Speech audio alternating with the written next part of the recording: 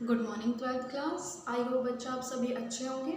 आज हम लोग हमारा न्यू चैप्टर स्टार्ट करने वाले हैं, यूनिट 3 का सी पार्ट। ठीक है, जो आपका चैप्टर 5 है एनसीईआरटी की बुक में, जिसका नाम है मैग्नेट्स एंड अर्थ मैग्नेटिज्म। कि हम लोग अब मैग्नेट को स्टडी करेंगे और अर्थ, क्योंकि जो अभी हमारे एक मैग्नेट की तरह बिहेव करती है, उसके मैग्नेटिज्म को भी हम डिटेल में स्टडी करने वाले। ठीक है, एज पर द सीबीएसई आपका जो न्यू सिलेबस है, रिवाइज्ड सिलेबस है, उसके हिसाब से हम पहले बता देती हूँ मैं आप लोगों को कि कौन कौन से टॉपिक हम लोग इस यूनिट में, ठीक है, इस यूनिट के इस पार्ट में डिस्कस करने वाले हैं। सबसे पहले है हमारा मैग्नेटिज्म। अर्थ का जो अर्थ के मैग्नेटिज्म को हम लोग पढ़ने वाले हैं, मैग्नेट के मैग्नेटिज्म को हम पढ़ने वाले हैं। नेक्स्ट टॉपिक है जो सम बेसिक ऑफ मैग्नेटिज्म, कि मैग्नेटिज्म किन किन क्वांटिटीज पे, किन किन टर्म्स और प्रॉपर्टीज पे डिपेंड करता है, उसकी करेक्टरिस्टिक्स क्या है, उसको हम लोग इस टॉपिक में पढ़ेंगे। Third one is the property of magnetic field lines. जो मैग्नेटिक फील्ड लाइंस होती है around the magnets, around the current carrying conductor, जो मैग्नेटिक फील्ड लाइंस होती है उनकी जो प्रॉपर्टीज होगी, थर्ड वन हम उसको डिस्कस करेंगे। Next one is magnetic dipole. आप लोगों ने फर्स्ट जो यूनिट थी हमारी उसमें इलेक्ट्रिक डायपोल को पढ़ा हुआ है। जैसे इलेक्ट्रिक डायपोल होता था वैसे ही हमारा टर्म्स होगा मैग्नेटिक डायपोल, जिसको हम डिटेल में पढ़ने वाले। ठीक है, मैग्नेटिक डायपोल को पढ़ेंगे। Next one is a current loop as a magnetic dipole. एक करंट लूप एक करंट कैरिंग कंडक्टर होगा जो किसकी तरह बिहेव करेगा, एक मैग्नेटिक डायपोल की तरह बिहेव करेगा, उसकी हम प्रॉपर्टीज को पढ़ेंगे। Next one is the magnetic field of earth and magnetic element. Earth का मैग्नेटिक फील्ड और उसके जो मैग्नेटिक एलिमेंट है, डिप इंक्लिनेशन जो भी टॉपिक होते हैं, उसमें हम इस टॉपिक में उसको कवर करेंगे। Last one is the dipole movement of an atom due to an electron. जो इलेक्ट्रॉन है जो रिवॉल्व करता है around the nucleus within an atom, उसका जो डायपोल मूवमेंट होने वाला है हम उसको भी स्टडी करेंगे। लास्ट टॉपिक होगा। मेनली आप लोग देख सकते हैं 7 टॉपिक्स हैं जो हम लोग डिस्कस करने वाले हैं इस टॉपिक में। So let's begin with the magnetism. Okay, now अब हम लोग जो टॉपिक डिस्कस करने वाले हैं, मेनली जो आपका टॉपिक्स इसमें इन्वॉल्व होंगे वो सारे थियोरेटिकल पोर्शन है, न्यूमेरिकल पोर्शन नहीं है। तो सबसे पहले स्टार्ट करते हैं मैग्नेटिज्म से। मैग्नेटिज्म क्या होता है? ये एक तरह का फिनोमिना है of attraction of small bits of iron, steel, cobalt, nickel etc. ठीक है, स्मॉल बिट्स है किस किस के होने चाहिए? Iron, steel, cobalt, nickel etcetera towards the ore is called magnetism.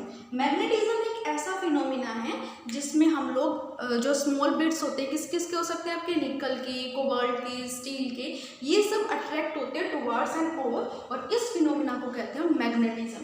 The iron ore showing this effect, iron ore जो क्या कर रहा है, वो अट्रैक्ट कर रहा है, उसे हम क्या कहते हैं? Natural magnet. और जो नेचुरल मैग्नेट है बेटा, उसका जो फॉर्मूला होता है वो क्या होता है? Fe3O4। ओके, नाउ जो हम नेक्स्ट पढ़ने वाले हैं, सम बेसिक्स ऑफ मैग्नेटिज्म, कि मैग्नेटिज्म की बेसिक टर्म्स कौन कौन सी है। सबसे पहला क्या है कि जो हमारी अर्थ भी है वो किसकी तरह बिहेव कर रही है? एक मैग्नेट की तरह। अर्थ के पास 2 पोल्स है, south pole and north pole. So हमारी जो अर्थ है उसका सेंटर भी एक मैग्नेटिक ओर की तरह बिहेव करता है। Next is when a magnet suspended freely. अगर आप एक मैग्नेट को, फॉर एग्जांपल मैंने एक मैग्नेट कंसिडर कर लिया, ठीक है, इसको मैं सस्पेंड करती हूँ freely with the help of a thread, ठीक है, जिसका इसको टाई अप किया। तो जब भी मैं इसको रिवॉल्व करवाऊंगी, रिवॉल्व करने के बाद जैसे ही इसको ये रेस्ट पे आएगा, तो हमेशा comes into the rest along the north south direction. ये हमेशा कहाँ पे रेस्ट में आने वाला है? Along the north and south direction ही ये जो हमारा मैग्नेट है रेस्ट पर है। ठीक है, लास्ट नेक्स्ट प्रॉपर्टी को क्या कहते हैं? Like poles. जो मैग्नेट के सेम क्वांटिटी के पोल्स हैं, सॉरी सेम पोलैरिटी के पोल्स हैं, वो एक दूसरे को रिपेल करते हैं, unlike poles attract each other. Next one is the every magnet attract magnetic substance. अब ये मैग्नेटिक सब्सटेंस कौन से होते हैं बेटा? कोबाल्ट, निकल, आयरन, ये सारे के सारे क्या होते हैं? मैग्नेटिक सब्सटेंस होते हैं। और जो मैग्नेट होता है इन मैग्नेटिक सब्सटेंस को क्या करता है? वो अट्रैक्ट करता है। ठीक है, लास्ट वन जो है हमारी प्रॉपर्टी, वो क्या कहती है कि जो force of attraction and the force of repulsion है between the poles of the magnets, वो किसके डायरेक्टली प्रोपोर्शनल होने वाला है? F is directly proportional to m1 m2 upon r²। What is this m1 and m2? m1 and m2 is the pole strength of either of the poles of the magnet, may be north और south, आपकी मर्जी है। m1 को आप north या फिर south consider कर सकते हैं। ठीक है, and divided by the square of the distance, square of the distance separation between the two poles of the magnet. अगर मैं मान लीजिए कि कंसिडर कर लूँ कि जो मैग्नेटिक पोल स्ट्रेंथ है दोनों मैग्नेट्स की, m1 is equals to m, m2 is equals to m, so मेरा f कितना हो जाएगा बच्चा, f is equals to k m square divided by r square. नहीं, k क्या है यहाँ पे हमारा प्रोपोर्शनैलिटी कांस्टेंट है, k की वैल्यू कितनी होती है, k is equals to mu naught upon 4 so अगर मैं यहाँ वैल्यू पुट करूँ, so the force of attraction और repulsion between the two poles of the magnet f is equals to mu naught upon 4 m square upon r square. ये हमारा formula बन जाएगा। ठीक है, अगर मैं मान लूँ दोनों की पोल स्ट्रेंथ कितनी थी, unity is equals to 1 and the distance separation between the two magnets is also unity is equals to 1 meter, then and also I was put that the value of f is equals to, f की value मैं put कर दूं 10 raised to power -7। सो अगर मैं ये सारी quantities को यहाँ पुट करती हूँ, f is equals to 10 raised to power -7 is equals to क्या था, म्यू नॉट अपॉन 4 पाई। म्यू नॉट अपॉन 4 पाई की वैल्यू मैंने आप लोगों को पहले भी बता दी स्टार्टिंग में, इन्होंने नहीं पढ़ा है स्टार्टिंग का पहले दिन वाला लेक्चर पढ़ लेना। म्यू नॉट अपॉन 4 पाई कितना होता है, 10 raised to power -7 मल्टीप्लाई, यहाँ पे क्या हो जाएगा हमारा m1 m2 की वैल्यू कितनी है बेटा, m1 m2 की अगर हमें वैल्यू कैलकुलेट करनी है डिवाइडेड में r स्क्वायर कितना है हमारा 1, so 1 square cancel out, m square is equals to 1 square is equals to 1, so m कितना हो जाएगा हमारा +-1 हो जाएगा। मैग्नेटिक पोल स्ट्रेंथ कितनी होगी, +-1, और इसकी यूनिट क्या होने वाली है, इसकी यूनिट होगी एम्पियर मीटर स्क्वायर। ओके, एक बार दोबारा से देखिए बेटा, फिफ्थ जो प्रॉपर्टी थी उसमें हमने क्या किया था कि जो फोर्स है, force of attraction and the force of repulsion between the two poles of the magnet is directly proportional to the pole strength of both the magnet divided by the distance of separation, square of the distance separation between the two magnets। ठीक है, ये हमारा formula हो गया। अब हम मान लेते हैं कि जो हमारा मैग्नेटिक पोल स्ट्रेंथ है फर्स्ट पोल की मान लेते हैं, नॉर्थ पोल की m1 is equals to m and second pole की वो भी हमने मान ली m2 is equals to m। यहाँ पर देखिए जो हम प्रोपोर्शनैलिटी का साइन हटाएंगे तो यहाँ कांस्टेंट ऑफ प्रोपोर्शनैलिटी आएगा इज इक्वल्स टू k। ठीक है, f is equals to k m1 m2 divided में r स्क्वायर। k की वैल्यू कितनी होती है बेटा, mu naught upon 4 pi, f is equals to mu naught upon 4 pi m1 m2 divided में r square. ठीक है, अब हम कंसीडर करते हैं, मान लेते हैं कि जो फोर्स एक्ट हो रहा है अट्रैक्शन और रिपल्शन दोनों पोल्स के बीच में वो 10 raised to power -7 न्यूटन है। डिस्टेंस सेपरेशन है between the two poles of the magnet वो 1 मीटर है। पोल स्ट्रेंथ हमने अभी ऑलरेडी कंसीडर कर ही है m के इक्वल, और हमें पता है mu naught upon 4 pi is equals to 10 raised to power -7 होता है। ये लेट नहीं करना है, ये हमें पता ही है एग्जैक्ट वैल्यू। अगर इन सभी क्वांटिटीज को हम इस इक्वेशन में पुट करें तो हमारी वैल्यू कितनी हो जाएगी, f is equals to 10 raised to power -7, mu naught upon 4 pi is equals to 10 raised to power -7। Okay, m1 m2 को हमने क्या माना है, दोनों को m माना है, सो m स्क्वायर डिवाइडेड में 1 स्क्वायर। ठीक है, सो यहाँ से 10 raised to power -7 से 10 raised to power -7 cancel out हो जाएगा, m square is equals to 1, so m is comes out to be +-1 ampere metre. ये मैग्नेटिक पोल स्ट्रेंथ होगी किसी भी एक मैग्नेट की जिसके दोनों पोल्स के बीच में डिस्टेंस सेपरेशन कितना हो, यूनिटी हो, और जिसपे फोर्स ऑफ अट्रैक्शन और रिपल्शन कितना लग रहा हो, 10 raised to power -7 मीटर लग रहा हो। ओके, नाउ बेटा जो नेक्स्ट हमारी प्रॉपर्टी है मैग्नेटिज्म की, वो क्या कहती है कि मोनोपोल डू नॉट एग्जिस्ट।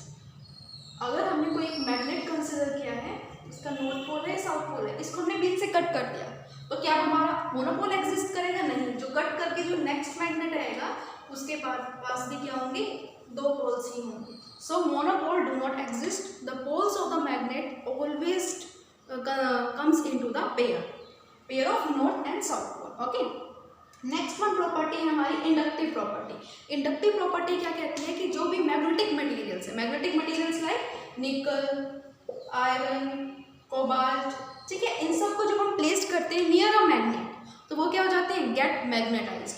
क्यों मैग्नेटाइज होते हैं, due to the induced magnetism. जैसे इंड्यूस्ड इलेक्ट्रिक फील्ड था वैसे यहाँ इंड्यूस्ड मैग्नेटिज्म होता है, तो इनमें मैग्नेटिक फील्ड प्रोड्यूस हो जाता है by the magnets in magnetic materials में। इसे क्या कहते हैं, मैग्नेट की इंडक्टिव प्रॉपर्टी कहते हैं। ठीक है, नेक्स्ट वन क्या है, repulsion is the sure test of magnetism, कि हमें कहना है, पता करना है, चेक करना है कि ये जो सब्सटेंस है हमारे पास ये मैग्नेट है या नहीं है।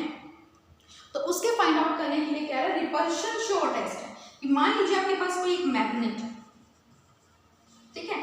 मैग्नेट के नियर बाय अगर आप मैग्नेटिक मटेरियल या फिर मैग्नेटिक सब्सटेंस लेके आएंगे तो ये क्या करेगा, मैग्नेट इसको अट्रैक्ट करेगा। ठीक है, अगर आप मैग्नेट के पास, आपके पास एक मैग्नेट है, इस मैग्नेट के पास अनदर मैग्नेट लेके आ रहे हैं, तो ये मैग्नेट इस मैग्नेट को क्या करेगा, मे बी क्या करे, अट्रैक्ट करे, और मे बी क्या करे, रिपेल करे। तो अट्रैक्ट तो करेगा मैग्नेट, अगर इस मैग्नेट का यहाँ पे साउथ पोल है, यहाँ पे नॉर्थ पोल है, तो एक दूसरे को क्या करेंगे, अट्रैक्ट करेंगे।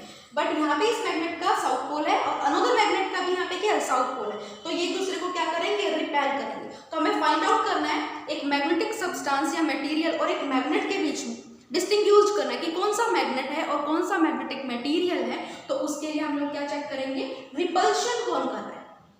ठीक है, so the repulsion is the sure test of magnetism.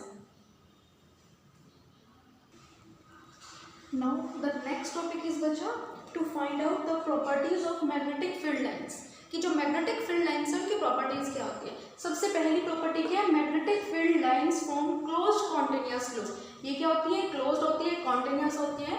ठीक है, नेक्स्ट प्रॉपर्टी क्या कह रही है कि आउटसाइड द मैग्नेट जो मैग्नेटिक फील्ड लाइंस होती है वो कहाँ से कहाँ जाती है, north to south. Outside the magnet magnetic field line की डायरेक्शन कैसी है बेटा, नॉर्थ टू साउथ।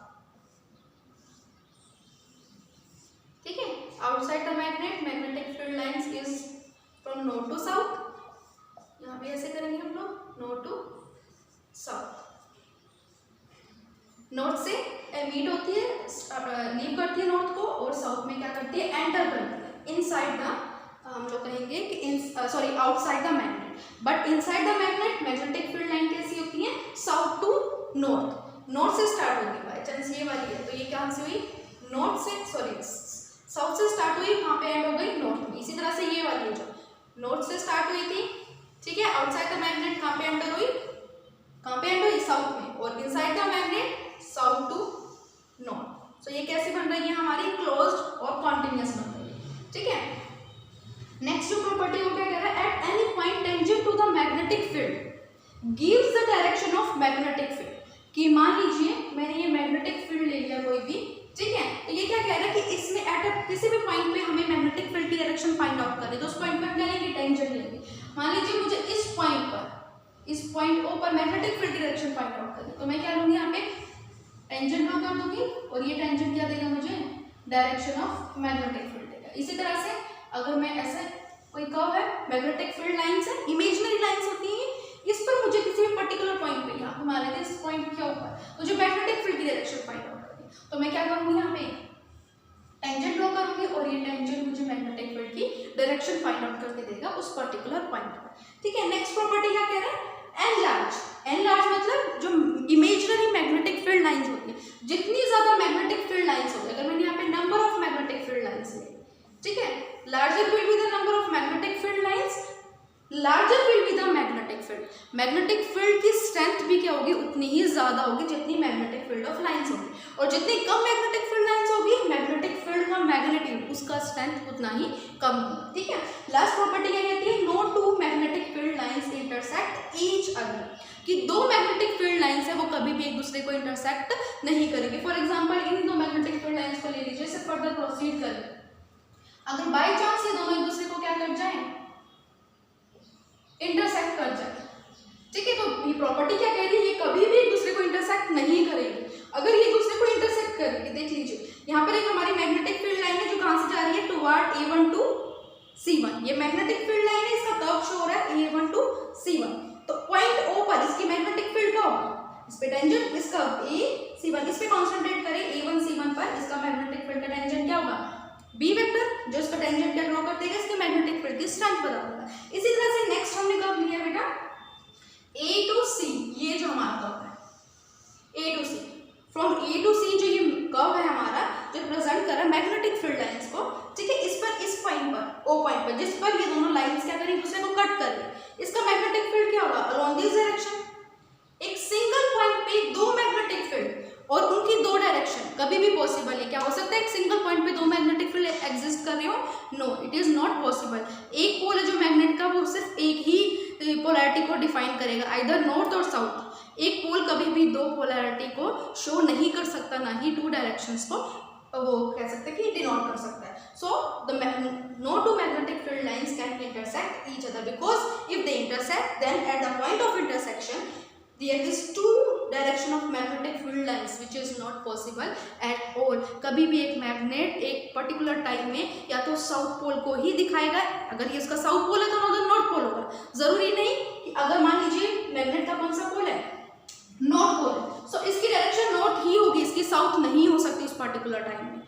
ठीक है, तो इस चीज को ये हमारी प्रॉपर्टीज थी मैग्नेटिक फील्ड लाइंस की। आई होप आप लोगों को अच्छे से समझ में आ गया हो। अगर कोई भी फर्दर डाउट हो तो आप लोग पूछ सकते हैं। Thank you for watching.